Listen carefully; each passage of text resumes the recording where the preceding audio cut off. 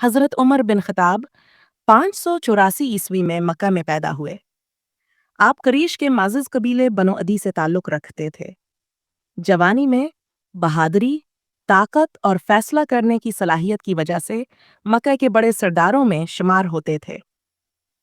اسلام لانے سے پہلے آپ عثمان اسلام کے سخت مخالف تھے اور مسلمانوں پر ظلم کرنے والوں میں شامل تھے۔ ایک دن حضرت عمر نے طے کیا کہ محمد کو قتل کر دیں تاکہ اسلام کا خاتمہ ہو جائے۔ راستے میں ایک شخص نے بتایا کہ پہلے اپنی بہن اور بہنوئی کو دیکھو، وہ اسلام قبول کر چکے ہیں۔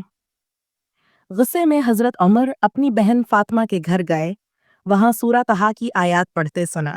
بہن کے ایمان اور قرآن کی تلاوت نے ان کے دل کو بدل دیا۔ انہوں نے قرآن کو پڑھا اور کہا، یہ کلام انسان کا نہیں ہو سکتا، مجھے محمد کے پاس لے چلو۔ اسی دن دار ارقم میں جا کر اسلام قبول کیا۔ ان کا اسلام قبول کرنا مسلمانوں کے لیے فتح ثابت ہوا، کیونکہ قریش کے سامنے وہ بے خوف ہو کر نماز پڑھنے لگے اور اسلام کو طاقت ملی۔ حضرت عمر نبی کریم کے قریبی ساتھیوں میں شامل ہوئے۔ ہجرت کے وقت بھی انہوں نے کھلے عام اعلان کیا کہ جو روک سکتا ہے روک لے۔ نبی کے وصال کے بعد حضرت ابو بکر کے دور میں بڑے مشیر اور سپہ سالار رہے۔ 634 عیسوی میں حضرت ابوبکر کے بعد مسلمانوں کے دوسرے خلیفہ منتخب ہوئے۔ ان کے دور خلافت میں اسلام کی سرحدیں وسیع ہوئیں اور عراق، شام، مصر اور ایران فتح ہوئے۔ حضرت عمر کا سب سے نمایاں وصف ان کا عدل تھا۔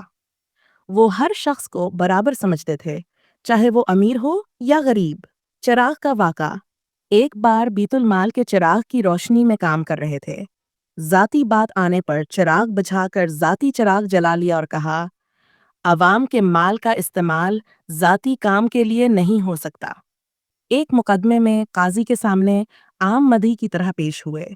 قاضی احتراماً کھڑا ہوا تو فرمایا، یہ تمہارا پہلا ظلم ہے، عدل کا تقاضا ہے دونوں برابر رہیں۔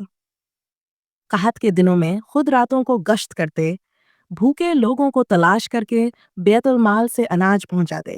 ایک رات ایک عورت کے گھر خود آٹا اور گھی لے کر گئے اور کھانا پکنے تک وہاں کھڑے رہے تاکہ بچے بھوکے نہ سوئیں۔ حضرت عمر 644 عیسوی میں فجر کی نماز کے دوران ایک مجوسی غلام ابو لولو فیروز کے حملے میں زخمی ہوئے اور چند دن بعد وفات پا گئے۔ آپ کو مسجد نبوی میں نبی اور حضرت ابوبکر کے پہلو میں دفن کیا گیا۔ حضرت عمر کی زندگی ہمیں یہ سبق دیتی ہے کہ طاقت اور اقتدار کا اصل مقصد انصاف اور عوام کی خدمت ہے۔